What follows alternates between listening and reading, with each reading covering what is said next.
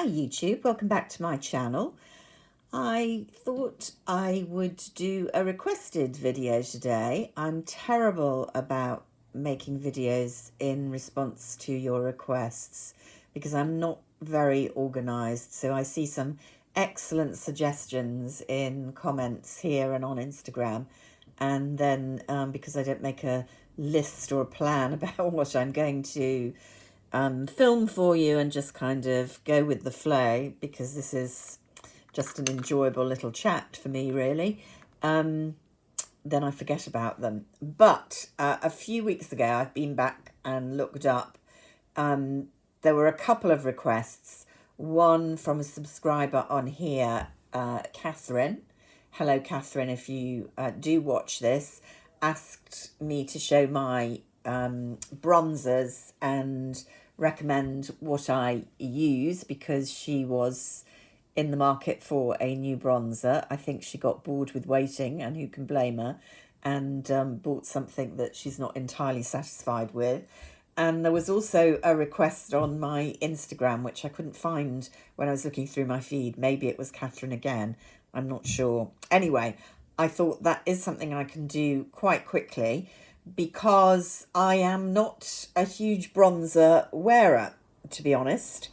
And I have a lot of makeup, but I don't have that many bronzers. It's not something I buy very frequently because I know from long experience that I 9 times out of 10 I don't bother with bronzer, and very often when I do bother with bronzer, it's because I'm looking particularly sickly and perhaps going on camera, for example, for work, and after I put my foundation on, somehow if you're not looking very fresh, I find blusher, even lightly applied, I think especially for older women, can look a bit garish. It's very difficult for it to look natural, whereas a kind of more sun-kissed bronze look is a bit easier to fake and immediately makes you look a bit healthier, just like kind of blanking out the darkness on your eyelids with a flesh-coloured or a slightly yellow-toned tint can make you look more wide awake, along with a bit of mascara. So, you know, those usual tips. So that, to be honest, tends to be more when I use the old bronzer rather than, you know, a full-on bronze and blush, which a lot of the makeup artists do, or certainly the amateurs on YouTube do. So I'm not the world's greatest authority on bronzers, and I'm very pale-skinned, fairly neutral-toned, if anything, cool-toned rather than warm-toned. So a lot of bronzers look very orangey on me, even applied with a light hand.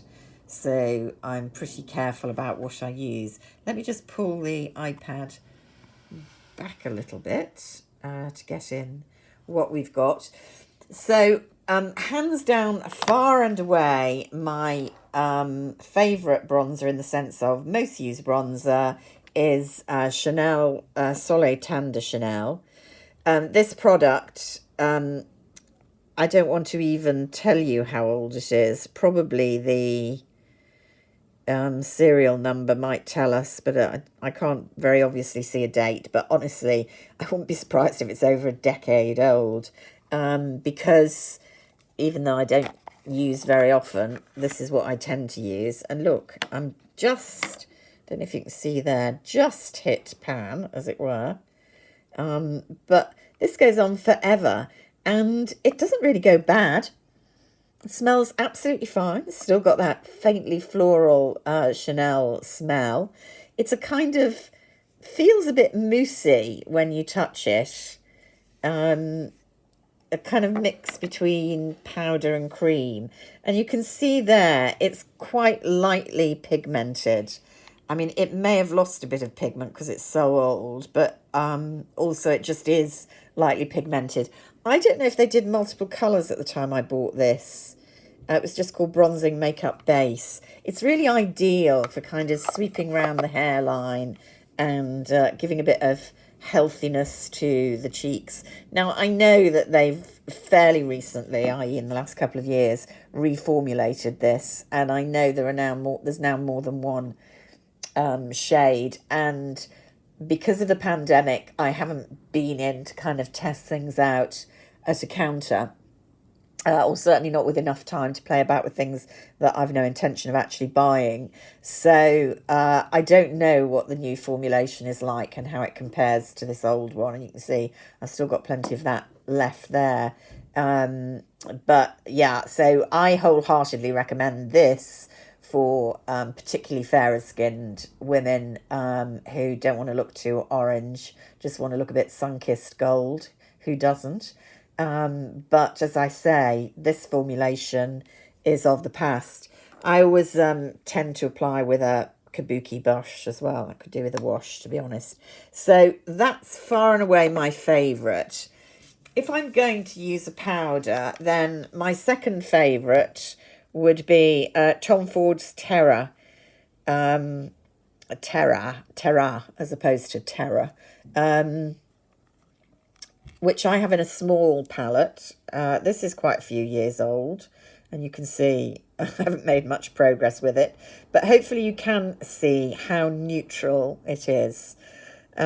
Neutral to cool, really. So again, we're very much in the same colour scheme as the Chanel one, and I find this the perfect colour for me as bronzers go. I don't know if this is currently in their collection, but it definitely comes out from time to time, often in a much bigger size than this, although, quite honestly, who would need it much bigger than that? Not when I started wearing makeup, when I started wearing bronzer, I'm hesitant even about saying this, because I can't remember whether I had Guerlain first or this Burberry.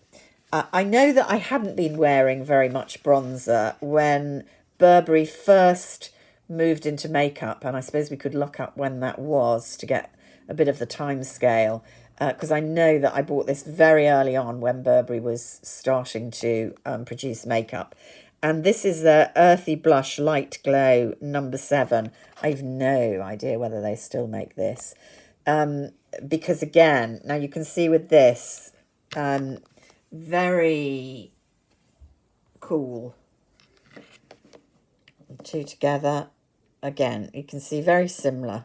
And this was what I had as my kind of get back into bronzers, or almost, using it as a contour, to be honest. It's slightly more pinky, still actually feels pretty good. And this is really old. So yeah, definitely applies a bit pinkier.